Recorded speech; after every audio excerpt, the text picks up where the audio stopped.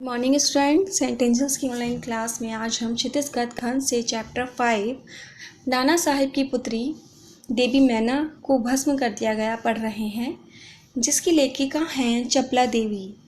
चपला देवी के बारे में ज़्यादा कुछ तो ज्ञात नहीं है, लेकिन उनकी रचना के बारे में बताते हैं कि साहित्य अपने युग के संघर्ष को व्यक्त करता है। चपला देवी का जो साहित्य था अपने युग के संघर्ष को व्यक्त करता है। उन्होंने स्वतंत्रता संग्राम के बहुत ही अछूते प्रसंगों को उठाया है। उनके वर्णन अत्यंत सजीव एवं वास्तविक हैं। उन्हें पढ़कर स्वतंत्रता संग्राम की कुछ झांकियाँ सी जीवित हो उठी हैं। भाषा भी उनकी संस्कृत से संपन्न है। उनकी रचना नाना साहब की पुत्री जो हम पढ़ रहे हैं, जिसमें नाना साहब की पुत्री देवी मैना को भस्म कर दिया गया। 1857 के स्वतंत्रता संग्राम में से संबंधित बलिदान कथा है। इसमें नाना साहब की किशोरी बेटी के साथ हुए क्रूर अत्याचार का वर्णन किया गया है, जिसमें नाना साहब की जो बेटी थी उसके साथ हुए बुरे व्यवहार का वर्णन किया गया है। देखिए, आगे पढ़ते हैं। सन 1857 ईस्वी के विद्रोही नेता दुदुपंत नाना साहब कानपुर में असफल होने पर जब भागने लगे तो वे जल्दबाजी में अपनी पुत्री मैना को साथ न ले जा सके। देवी मैना बिठूर में पिता के महल में रहती थी, पर विद्रोह दमन करने के बाद अंग्रेजों ने बड़ी ही क्रूरता से निरीह और निरपराध देवी को अग्नि में भस्म कर दिया था। देवी को विद्रोही का तात्पर्य है विरोध करने वाले। दमन का दबाना, क्रूरता होता है कठोरता, बड़ी निर्दयता के साथ, जिसमें दया ना हो। निरीह का अर्थ होता है बेचारा, निरीह का अर्थ होता है बेचारी। निरपराध, जिसका कोई अपराध ना हो।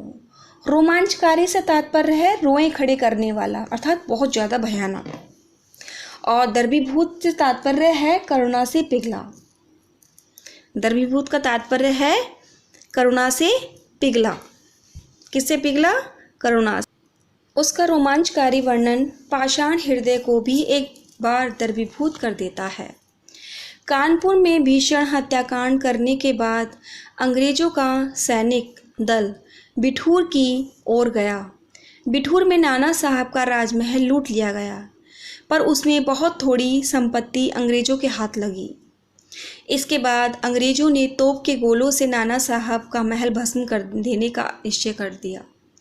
सैनिक दल ने जब वहां तोपें लगाईं, उस समय महल के बरामदे में एक अत्यंत सुंदर बालिका आकर खड़ी हो गई। उसे देखकर अंग्रेजी सेनापति को बहुत आश्चर्य हुआ, क्योंकि महल टूटने के समय वह बालिका वहां कहीं दिखाई नहीं दी थी। उस बालिका ने बरामदे में खड़ी होकर अंग्रेज सेनापति को गोले बरसाने से मना किया। उसका करुणा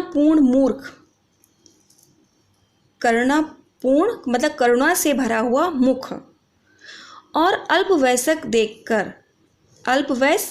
देखकर सेनापति को भी उस पर कुछ दया आई। किस पर दया आई? दया से भरे उस चेहरे पर। और इस छोटी सी उम्र की लड़की, अल्पवयस मतलब बहुत छोटी उम्र, ऐसी लड़की को देखकर सेनापति को भी उस पर दया आई। सेनापति ने उससे पूछा कि क्या चाहती है। बालिका ने शुद्ध अंग्रेजी भाषा में उत्तर दिया, क्या आप कृपा कर इस महल की रक्षा करेंगे? क्या आप कृपा कर इस महल की रक्षा करेंगे? किसने कहा? लड़की। सेनापति ने कहा, क्यों, तुम्हारा इसमें क्या उद्देश्य है?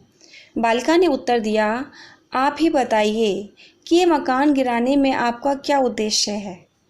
सेनापति ने कहा, ये मकान विद्रोहियों के नेता नाना साहब का वासस्थान है। वासस्थान मतलब रहने का स्थान है, जहाँ पर उनका वास है। सरकार ने इसे विध्वंस कर देने की आज्ञा दी है। विध्वंस से तात्पर्य है पूरी तरह से नष्ट कर देना। बालिका ने कहा, आपके विरुद्ध जिन्होंने शस्त्र उठाए थे, आपके विरुद्ध जिन्होंने शस्त्र उठाए थे, विरुद्ध मतलब विरोध में शस्त्र उठाए थे, वे दोषी हैं। पर इस जड़ पदार्थ मकान ने आपका क्या अपराध किया है कि इस जड़ पदार्थ ने, मतलब जड़ से तात्पर्य है जो जीवित नहीं है, जो जीवित नहीं है, इसने आपका क्या अपराध किया है। मेरा उद्देश्य इतना ही है कि ये स्थान मुझे बहुत प्रिय है, इसी से मैं प्रार्थना करती हूँ कि इस मकान की रक्षा कीजिए। सेनापति ने दुख प्रकट करते हुए कहा कि कर्तव्य के अनुरोध, अनुरोध से तात्पर्य है प्रार्थना या आग्रह, अनुरोध से मुझे ये मकान गिराना ही होगा।